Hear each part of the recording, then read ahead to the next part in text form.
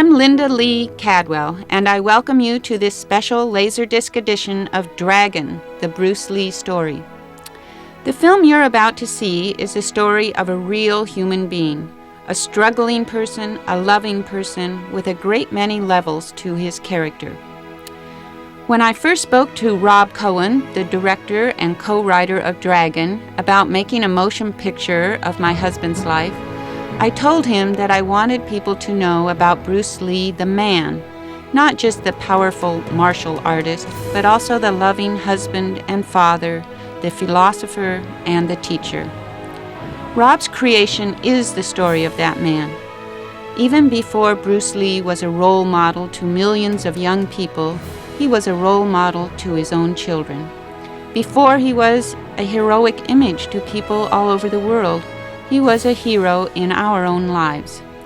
Dragon will give you insight into Bruce Lee, the man who became a hero. As you'll see from watching Dragon, Bruce had a tremendous energy. In fact, as a child he was called Mo Si Tong, Chinese for never sit still. This energy fired the creative essence of his entire being. He had the remarkable capability of channeling this energy, focusing it, disciplining it to serve his goals. This high-intensity energy is also the essence of this film. Bruce could be funny and lighthearted. I've never laughed so much in my life as I did when I was with him. And he could be tender and kind. He had so much to give in his life, and he gave it all. A life need not be measured in numbers of years, but by the contributions of the individual. By this measure, Bruce was a sage. St. Augustine once said, "The key to immortality is first living a life worth remembering." There was also a much deeper side to Bruce's personality that Dragon tells especially well, and that is his philosophical side. Immersed in the Eastern and Western philosophies, Bruce was a great and deep thinker, always contemplating life and the meaning of his own existence. Through study and intuition, he had an inner awareness of his own potential, and he strove constantly to fulfill it. He was a student, a teacher, and an artist.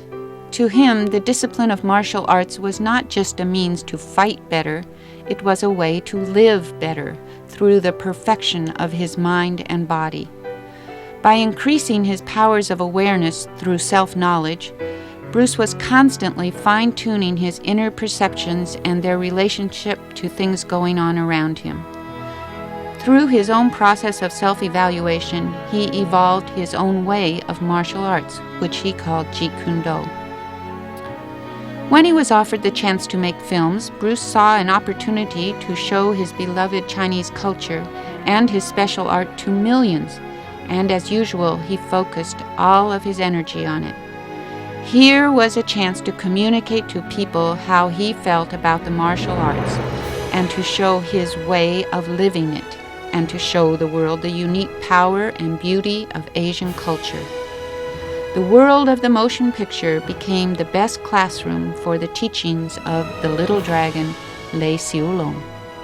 With his new ambition, though, came new boundaries, mostly in the negative ways that Asians were depicted in film and television. Bruce wasn't a person who recognized barriers of any sort, either in filmmaking or martial arts. He wouldn't be a party to the stereotypes of the time.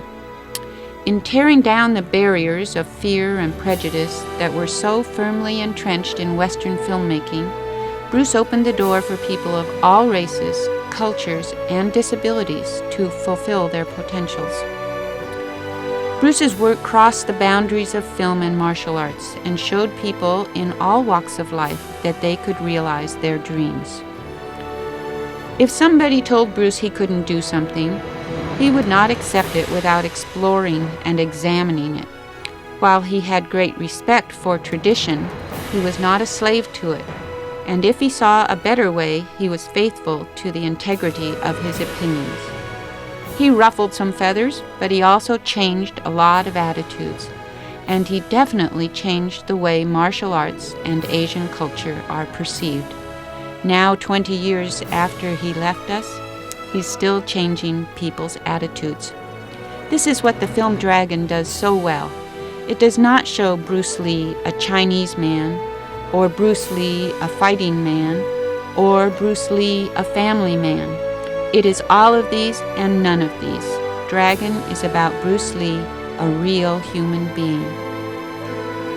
I'm often asked to speculate on what Bruce would be doing now if he were still here. I think it's safe to say that he would still be involved in film.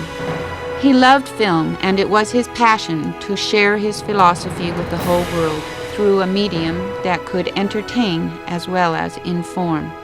He would probably have continued to write and produce his own pictures and to create opportunities for others to create their own special kind of art. And Bruce, I am sure, would have loved Dragon. Rob Cohen has done justice to the man. And as for Jason Scott Lee, I almost feel that it was worth waiting for all this time for Jason to grow up and be old enough to play Bruce. I sincerely hope you enjoyed Dragon, the Bruce Lee story.